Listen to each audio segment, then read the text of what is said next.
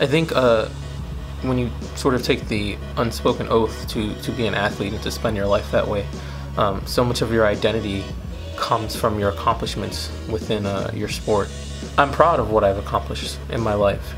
I think where that ties into is that I sometimes give self-worth to what I have accomplished or where I am heading to. I am seeing that the bridge to those accomplishments and the bridge to a lot of that self-worth is within the goal setting. Right now I don't have a goal. I kind of walked off today and I kind of thought, like, shit, like, I don't know, right? And I had a kind of a bit of an existential crisis, like a moment of like, what am I doing this for? Am I going anywhere?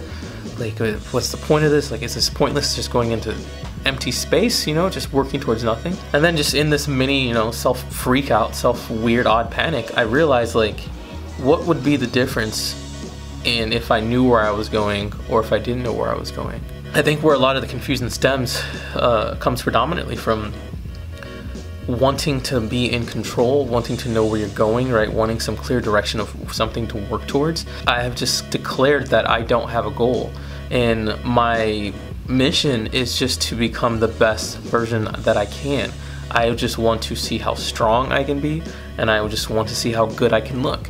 Do you have to rely on a show date? Like, do I have to rely on external pressure from an organization or a federation that says you better be ready by this date, or else, you know, or you'll be embarrassed in front of your peers, or if you don't compete by this time, you know, you may lose relevance, and, you know, then the money for your business is not the same. And I think there's so many of these pressures that we subconsciously deal with, and that we almost always pick a goal that doesn't deal with just predominantly just saying, I want to be the best version of myself. When I have a goal, when I'm working towards something, I realize that getting towards that spot is where I develop character. It's where I see those challenges that I didn't know even existed, that are the new obstacles that I couldn't have even imagined trying to conquer or tackle if I didn't have that goal set in place. You know, there are plenty of obstacles of just trying to be the best me that I feel that are still here.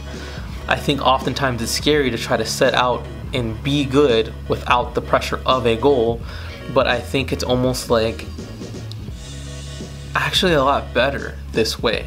And you know what? Like, it's quite alright not to know. I think we have this illusion in life that we have to know everything, that we just always think we have to know and always have to have some sense of control, when in reality you never had control and you never really knew. You were just doing your best guesstimate at guessing what is on the other side. We have these goals and we see the end, and the walk across the bridge is the same walk.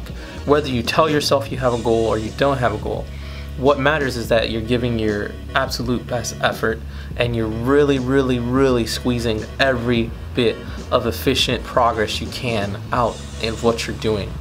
I've realized that I've never truly lived a fitness lifestyle until now. What I mean by that is that I told myself I was living a fitness lifestyle only because I kept creating pressures to keep myself in the game. I have absolutely no pressure now to keep myself in the game, and I'm doing it on my own volition, and it's totally different, and I have to be 100% honest with you, it feels healthy. You don't have to rush into having a goal. You don't necessarily need one, right? Your goal should be no goal sometimes. Sometimes you just should say, I just want to see how good I can get. You don't have to go wandering for 5 years. It can even be a 3-month, 5-month, 4-month interim something, right? People always say that they need to work towards something to feel some completeness, but I'm really starting to try this thing out, and I'm finding that after, it's July, after 8 months, 9 months of doing this, I'm actually much better than I've ever expected myself to be. You'd be surprised what happens when you just turn it off, let go of everything and all the systems of how you thought that you needed to operate, and just tried something new. So I'm having a blast with this.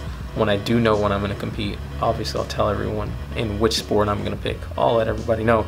But until then, I'm just going to keep riding this train of enjoyment and just trying as hard as I can to just be as good as I can, because that's always been my goal anyways. So just going to keep on plugging, man. Look at my